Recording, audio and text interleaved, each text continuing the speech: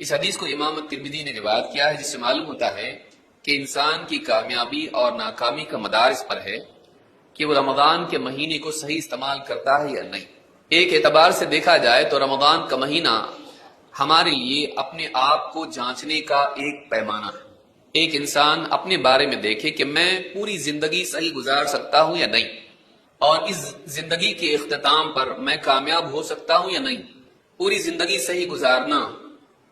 اس کا تصور نہیں کیا جا سکتا ہے اگر ایک آدمی قیمتی مہینے کو ضائع کرنے والا ہو، جو ایک مہینہ صحیح ڈھنگ سے گزار نہ سکتا ہو، جبکہ ساری ترغیب اس کے سامنے ہے اور اس کی فضیلت اس کے سامنے ہے، تو وہ باقی زندگی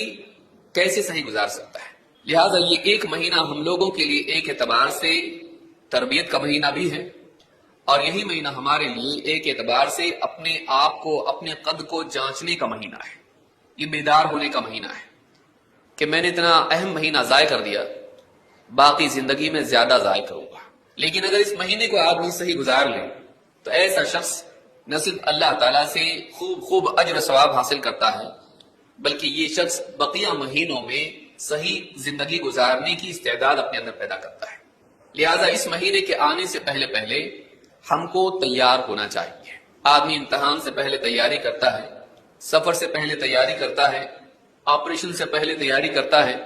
زندگی میں چھوٹے نکاح کا معاملہ ہے یا اس طرح کے کئی اور معاملات ہیں، چھوٹے بڑے کئی معاملات آتے ہیں، آدمی ان سے پہلے اپنے آپ کو تیار کرتا ہے۔ حتیٰ کہ آدمی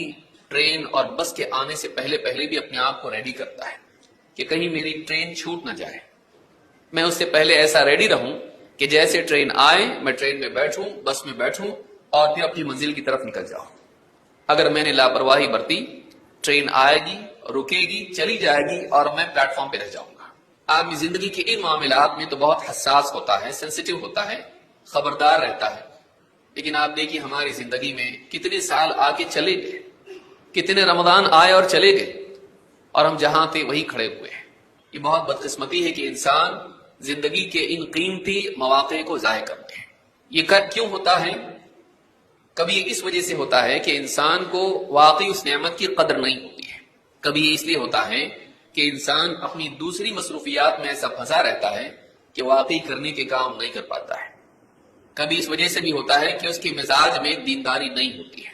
اور دوسری چیزیں شیطان اور نفس اس کو خیر کے کاموں سے روک کر فضولیات میں، گناہوں میں پھنسا دیتا ہے۔